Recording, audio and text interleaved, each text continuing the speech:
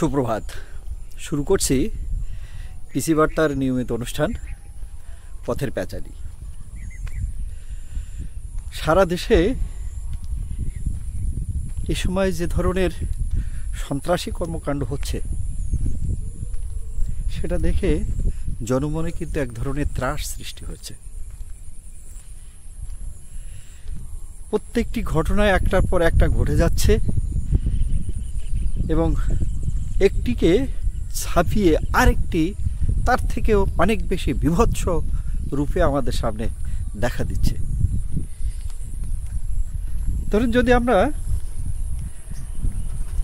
ঢাকার কথা বলি, একজন ভাঙড়ি ব্যবসায়ী, পুরানো লোহা-লক্কর কিংবা প্লাস্টিকের ব্যবসায়ী, তার কতই বা আয়।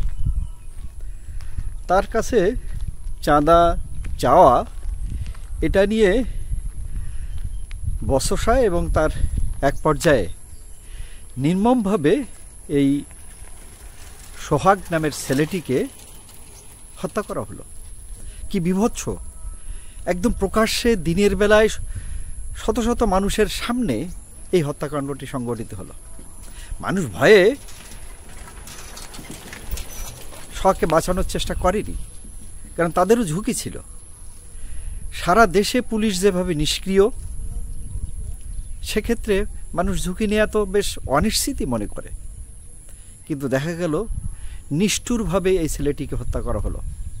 পিটিয়ে পিটিয়ে পাথর দিয়ে, বোল্ডার, বিশাল কংক্রিটের চাই দিয়ে মাথা থেতলে দেওয়া হলো। তার শরীরের উপরে দাপাদাপি করা হলো, লাফালাফি করা হলো, উল্লাস প্রকাশ করা হলো। নগ্ন বিবস্ত্র করে এ ধরনের হত্যাকাণ্ড প্রকাশ্যে এটা কীভাবে মান্যতা দেবে মানুষ? মধ্যযুগীয় বর্বরতা বলে একটি শব্দ প্রচলিত আছে।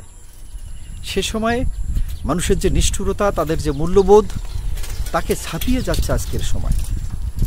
আমরা দেখছি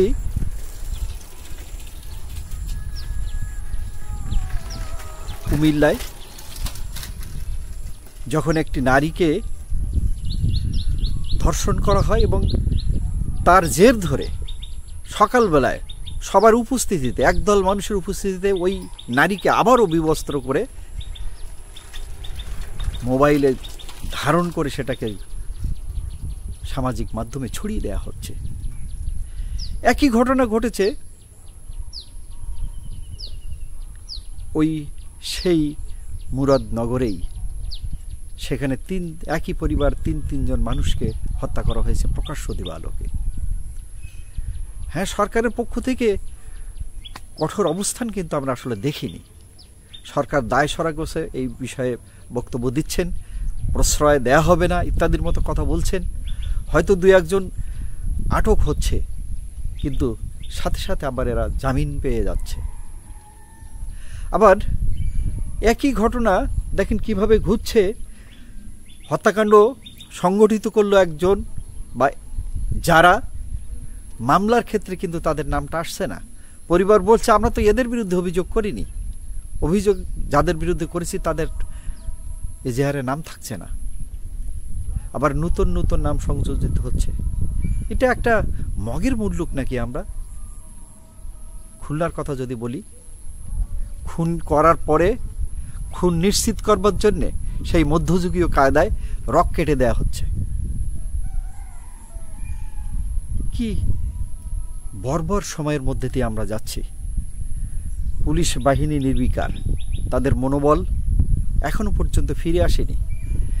নাকি তারা ইচ্ছা করে এ ধরনের কর্মকাণ্ড করছে, নাকি সরকারের দিক থেকে এদের উপরে মনোবল ফিরিয়ে আনার জন্য কোনো উদ্যোগ নেওয়া হচ্ছে না এবং এদের উপরে কোনো দায়িত্বের ভারও চাপানো হচ্ছে না। সেনাবাহিনীকে ম্যাজিস্ট্রেসি পাওয়ার দেওয়া হয়েছে, সেনাবাহিনীও কিন্তু বিশেষ কোনো উদ্যোগ নিচ্ছে না। ইতিমধ্যে নির্বাচনের অনেকটা হলেও দিনক্ষণ কিন্তু ঘোষিত হয়েছে এবং প্রস্তুতি নেওয়ার জন্য নির্বাচন কমিশনকে বলা হচ্ছে। এই নির্বাচনের সময় যত ঘনিয়ে আসবে ততই এ ধরনের রাহাজানি, খুন খরাবি, মহোৎসব শুরু হতে পারে। বিশেষজ্ঞজনেরা, বুদ্ধিজীবীরা যারা দেশকে নিয়ে ভাবছে তারা কিন্তু উৎকণ্ঠিত। এ ধরনের কালচার থেকে, সংস্কৃতি থেকে বেরিয়ে আসা দরকার। গতকাল এনসিপির নেতারা সাতক্ষীরাতে এসেছিলেন। তারা খুলনা রোডের মোড়ে, যেখানে আগে শেখ মুজিবের একটা মুরাল ছিল, এনসিপির সমাবেশ ছিল, পদযাত্রার সমাবেশ, সেখানে এনসিপির কেন্দ্রীয় নেতারা কথা বলেছেন। কেন্দ্রীয় নেতারা যতটা না কথা বলেছেন, তার থেকে বেশি উন্মাদনা আমরা দেখেছি সেই সমাবেশে। একটি বিশৃঙ্খল পরিস্থিতির মধ্য দিয়ে এই সমাবেশটা শেষ হয়েছে। আপনারা নিশ্চয়ই লক্ষ্য করেছেন, একদল সংবাদকর্মী তারা সংবাদ সংগ্রহ করতে গিয়ে তারা হিট স্ট্রোকে আক্রান্ত হয়েছে, হসপিটালে গেছে। একজন দুজন না, ডজনখানি সাংবাদিকের কপালে কিন্তু এই সংকট জুটেছে। তাহলে সেখানে উপস্থিত অন্যরা, তাদের কি পরিস্থিতি ছিল?